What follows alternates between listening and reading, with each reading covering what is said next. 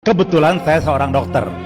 Jadi hari Selasa itu tanggal 8, saya ingat. Selasa tanggal 8, saya sudah mendengar adanya kejadian-kejadian musibah yang menimpa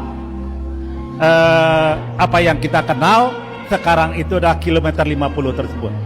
Dan sebagai bahagian yang tidak terpisahkan sebetulnya dari proses pembelajaran saya kemudian mendapatkan informasi dan mencari informasi mayat-mayat itu ada di mana begitu. Dan kemudian dapat informasi sekitar jam 13 bahwa mayat-mayat itu insya Allah akan dibawa ke Petamburan. Dan sekitar jam 20 malam saya mendapatkan informasi bahwa mayat-mayat sudah dibawa. Tapi karena saya masih ada kegiatan, saya baru datang ke Petamburan jam 23 malam. Bapak Ibu sekalian, yang saya saksikan pada waktu itu adalah suasana yang sangat menyedihkan. Dan waktu saya masuk ke Petamburan, saya lihat ada jadi ruangan tempat pengajian yang biasa bulanan itu terdiri tidak banyak orang, pintu depan ditutup. Dan kemudian di ruangan tersebut, saya begitu masuk dari pintu kita bisa melihat adanya mayat dan juga ada sebagian keluarga.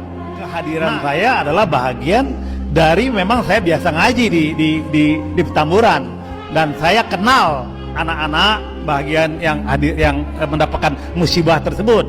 Dan tentu saja dari hari Selasa jam 13 kalau nggak salah tanggal 8 Desember kalau saya nggak keliru ya, itu dari jam 13 sudah ada berita. Jadi saya sangat antusias sebetulnya untuk ikut berada mendapatkan kesempatan. Dan akhirnya sekitar jam 20 lah dikasih tahu bahwa mayat sudah dibawa. Dan tentu saja saya kemudian segera hadir. Dan begitu saya hadir, saya melihat keadaan yang sedih, semuanya sedih. Dan kesedihan itu terasa sekali gitu pada waktu itu. Nah, yang ingin saya sampaikan sebagai bagian kesaksian saya, bukan saksi sebagai saksi ahli atau apa, bukan, tapi saya bersaksi buat diri saya sendiri. Dan mudah-mudahan kesaksian saya buat diri saya sendiri karena saya diberi kesempatan hadir itu merupakan bahagian dari kebaikan yang saya sampaikan. Jadi yang saya lihat salah satu, tapi yang jadi perhatian saya waktu itu adalah Ahmad Sofyan. Jadi almarhum Ahmad Sofyan. Kenapa Ahmad Sofyan yang menjadi bagian perhatian saya? Karena badannya paling besar, tinggi dan paling besar, dan kemudian kita biasanya memanggilnya Ambon. Ya, jadi Ahmad Sofyan itu almarhum, mudah-mudahan Allah lapangkan kuburnya. Dan saya kemudian bersama dengan yang memandikan melihat, dan mereka tahu bahwa saya seorang dokter, tetapi saya tidak ada tugas untuk melihat atau melaporkan itu gitu, karena ada tim lain dari dokter yang kemudian hadir di situ.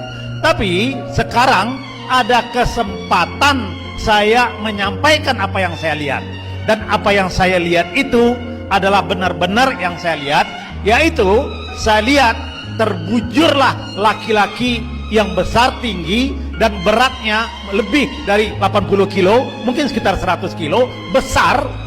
Dan kemudian saya ingat betul mata kanannya itu membengkak, dan bengkaknya itu sebesar kira-kira telur bebek.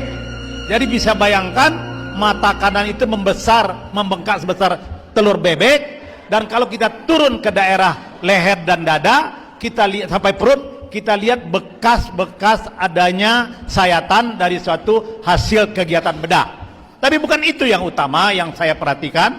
Memang di sebelah kiri, di bawah sedikit di daerah jantung itu ada luka yang bentuk lukanya itu warnanya sekitarnya kehitaman. Dan kemudian juga kita lihat di tangan juga ada bekas-bekas, dan kemudian di bagian punggung belakang juga saya dilihatkan, di bagian punggung belakang juga ada bekas kemerahan dan ada garis-garis yang sepertinya adalah bekas diseret. Bapak Ibu sekalian, inilah kesaksian saya sebagai individu, sebagai orang yang hadir di situ. saya menyaksikan bahwa jelas-jelas orang sebesar Ahmad tadi, Ahmad Sofyan, dia bisa membela dirinya. Tetapi kalau kita lihat adanya bekas lubang di dada tentu dan dengan warna kehitaman di sekitarnya, tentu saja ini bisa diinterpretasikan yang lain.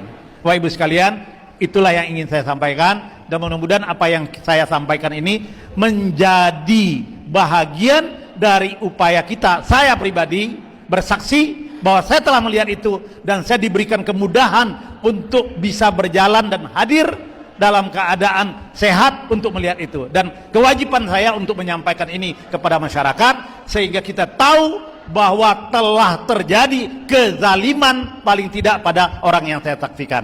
Dan tentu saja kezaliman itu tidak boleh dibiarkan, kezaliman itu harus diupayakan untuk diselesaikan, dan kewajiban saya telah saya sampaikan, dan itulah yang ingin saya sampaikan. Terima kasih. Assalamualaikum warahmatullahi wabarakatuh.